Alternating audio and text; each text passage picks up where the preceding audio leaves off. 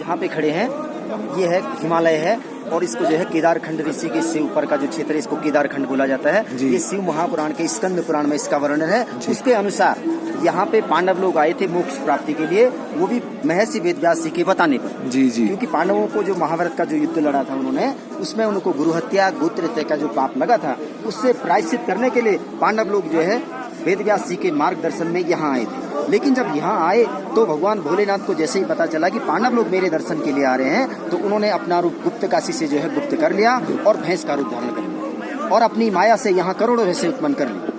जब पांडव लोग यहाँ आए उन्होंने देखा कि यहाँ तो भगवान भोलेनाथ तो है नहीं हिमालय में, इधर तो सिर्फ भैंसी भैंस विचरण कर रही हैं।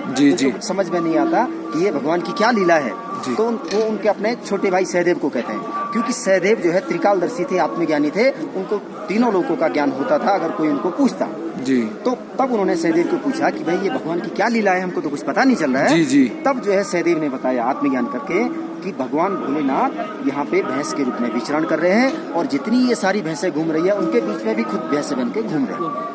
अब जब तक हम वो भगवान जो भोलेनाथ जो असली भैंस हैं उनको जब तक पहचान नहीं पाएंगे तब तक जो है हमारा जो है हमें मोक्ष नहीं मिलेगा। जब तक भगवान के दर्शन नहीं होंगे तब तक मोक्ष नहीं मिलेगा। तो उन्होंने क्या किया कि भीमसेन को कहा, क्योंकि एक दो भैंसें होती तो वो पहचान लेते कि यार चलो कौन नकली है कौन असली है, इधर तो करोड़ों भैंसें थी। उन्होंने भीमसेन को कहा कि आप यहाँ पे अपने पाँव फैला दीजिए और हम आपके पाँव से नीचे से भैंसों को हाँकते हैं। जो माया रूपी नकली भैंस होगी वो कभी भी हमारे पाँव के नीचे तो चले जाएगी, लेकिन जो असली शंकर भगवान होंगे वो नहीं जाएंगे। बिल्कुल, क्योंकि वो भगवान है और हम नर हैं। बिल्कुल। इसलिए उन्होंने जो है यहाँ पे भीमसेन खड़े हो गए दोनों पाँव को फैला के। बाकी लोगों ने जितनी सारी भैंसें थी ना एक एक करके वो गुजारते थे, आधी से अधिक भैंसें तो निकल गई। अब जब शंकर भगवान जो भैंस थे, क्योंकि वो भी सब सेम थी, इसलिए उनको वो भी जब लेके आए, जैसे ही जो है भैंस को अंदर जो वो लगा रहे थे वो भैंस जो है अंदर नहीं गया। वो भैंस ने क्या किया कि अपना जो सिर था ना वो जमीन में घुसा दिया यहाँ पे। अब उनको पता चल गया कि सारी भैंसें तो फटाफट निकल गई, ये भैंस जो है हमारे पाँव के अंदर नहीं गई, इसका मतलब यही भगवान है।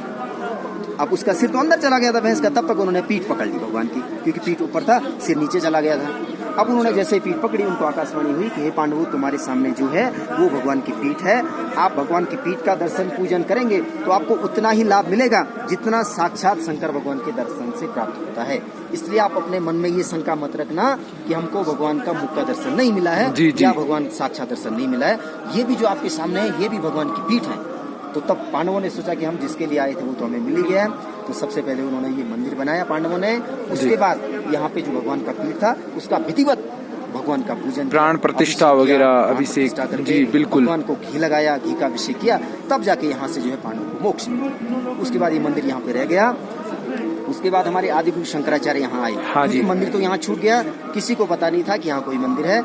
और आदि गुरु शंकराचार्य वो शंकर भगवान के अवतारी माने जाते हैं। उन्होंने जो है आत्मज्ञान जब उनको हुआ कि भाई हिमालय में कोई भगवान भोलेनाथ का केदारनाथ जी का मंदिर है, तब वो अपने शिष्यों के साथ में यहाँ आए। उन्होंने भगवान का दर्शन करके यहाँ पीछे ही योग समाधि ले ली। फिर उनके साथ में जो शिष्य थे वो यहाँ से वापस गए।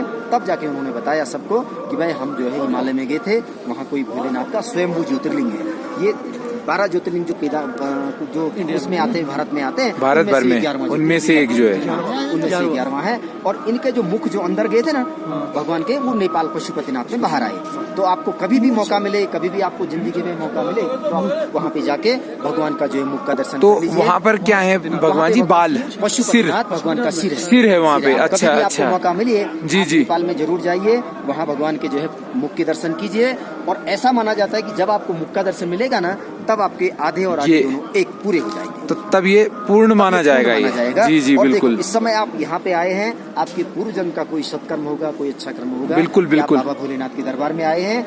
आप ये मत सोचना कि हम ऐसे ही आ गए, ये बात नहीं है।